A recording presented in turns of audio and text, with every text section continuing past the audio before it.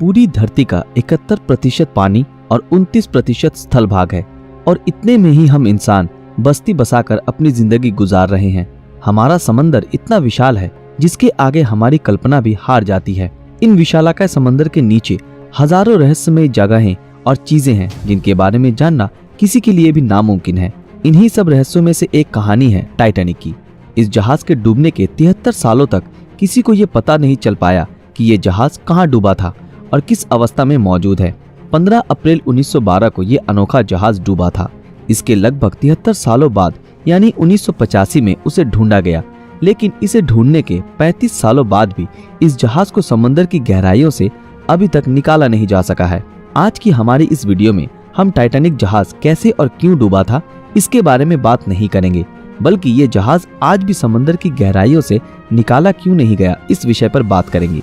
तो चलिए शुरू करते हैं। टाइटैनिक जहाज कैसे और क्यों डूबा था इसके बारे में हम सबको थोड़ा बहुत पता तो जरूर है, और इस जानकारी के पीछे सबसे बड़ा हाथ है टाइटैनिक नाम की इस आइकॉनिक मूवी का, जो सन 1997 को रिलीज हुई थी।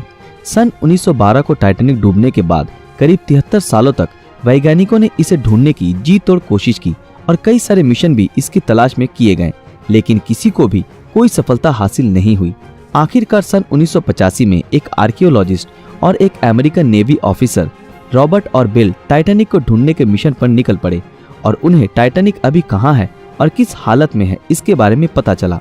उनके टाइटैनिक को ढूंढने के बाद इसके कई राजों से पर्दा उठा जिसने पूरी दुनिया को हैरान कर दिया। टाइटैनिक समंदर के 12,000 फीट गहराइयों में डूबा था। ऑफिशियल रिपोर्ट के मुताबिक ये जहाज डूबने से पहले सही सलामत थी, लेकिन जैसे जैसे टाइटैनिक समंदर की गहराइयों में समाती गई वैसे वैसे ये जहाज 2 हिस्सों में टूट गया।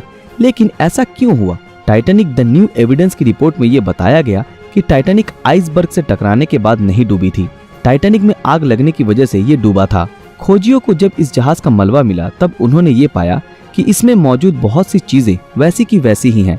इस जहाज को बाहर निकालने की बहुत कोशिशें की गई, लेकिन शायद सब लोग ये जान गए थे कि इससे वापस बाहर निकाल पाना नामुमकिन है। आज की एडवांस टेक्नोलॉजी की मदद से भी टाइटैनिक को निकाला नहीं जा सका है और ये समंदर की गहराई में आज भी मौजूद है।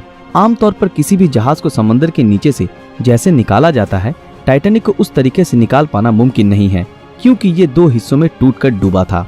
लेकिन हाईटेक सबमरीन और पावरफुल मैग्नेटिक सिस्टम की मदद से शायद उसे निकालने की कोशिश की जा सके, पर इन कामों में बहुत सारी मुश्किलों का सामना करना पड़ेगा, जिसमें सबसे पहला है टाइटैनिक का वजन, जो करीब 1.43 लाख टन है, जो बहुत ही ज्यादा है।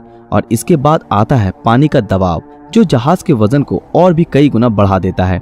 टाइटैनिक जिस जगह डूबी थी उस जगह की गहराई बहुत ज्यादा है और उस जगह से मात्र 1 स्क्वायर फीट की किसी भी चीज को सतह तक लाने के लिए करीब 392 किलो न्यूटन फोर्स की जरूरत पड़ेगी।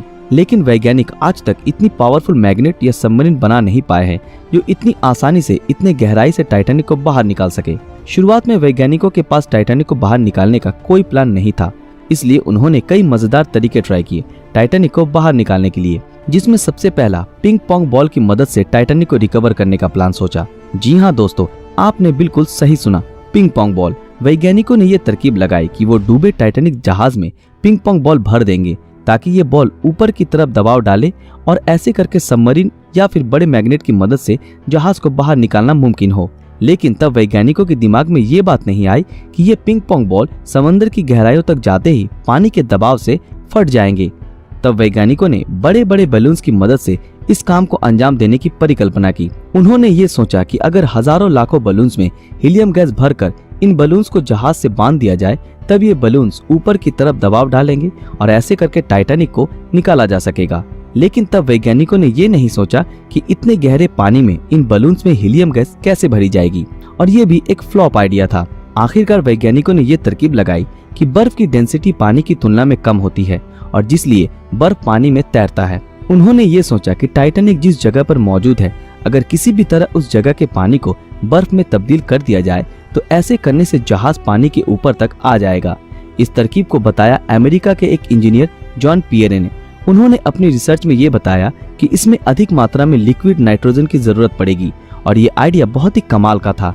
लेकिन ब्रिटिश गैस कंपनी BOC के मुताबिक इस प्रोजेक्ट को अंजाम देने में करीब आधे मिलियन टन लिक्विड नाइट्रोजन की आवश्यकता होगी और तभी सबके मन में ये सवाल आया कि इतने विशाल मात्रा में लिक्विड नाइट्रोजन को इतनी गहराई तक कैसे ले जाया जाएगा।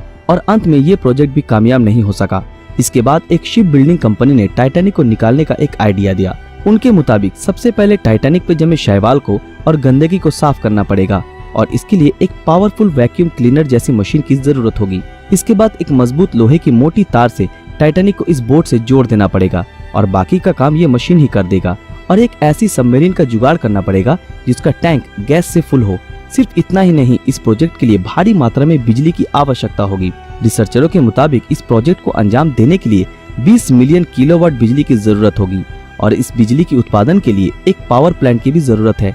लेकिन समस्या ये थी कि समंदर की इस गहराई में पावर प्लांट कैसे बनाया जाए। वैज्ञानिकों ने फ्लोटिंग पावर प्लांट बनाने के बारे में भी सोचा, पर इतनी गहराई में इलेक्ट्रिक वायर टिक नहीं पाएगी। पानी के अधिक दबाव से ये वायर फट जाएगी। कैसे भी करके अगर इस प्रोजेक्ट को अंजाम दे भी दिया गया तो फिर भी ये प्रोजेक्ट काफी महंगी साबित होगी। इसलिए इस प्रोजेक्ट को तुरंत बंद कर दिया गया। बहुत सी बड़ी बड़ी कंपनियों ने इस प्रोजेक्ट को अंजाम देना चाहा, पर इसमें इतना खर्च है कि इसके बारे में नहीं सोचना ही बेहतर है, क्योंकि टाइटैनिक को बाहर निकालने में जितना खर्च है उस पैसे की रिकवरी करना नामुमकिन के बराबर है। इसी कारणवश इस प्रोजेक्ट को कोई भी अंजाम नहीं देना चाहता। अगर कोई कंपनी इसे निकालकर म्यूजियम में रख भी दे तो भी इसमें किए गए खर्च को रिकवर करने में 100 साल से भी ज्यादा का समय लग जाएगा। हालांकि इस अनोखे जहाज से लोगों की इमोशंस जुड़ी है, लेकिन फिर भी कोई कंपनी इतना बड़ा रिस्क लेना नहीं चाहती।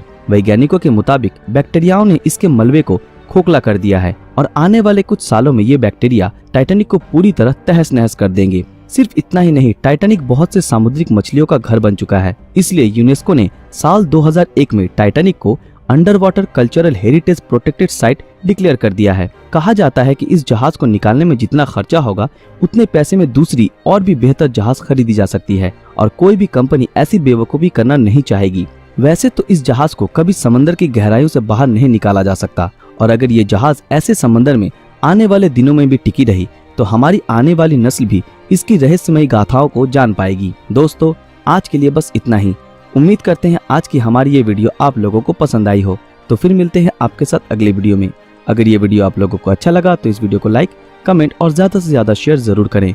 वीडियो देखते रहने के लिए शुक्रिया।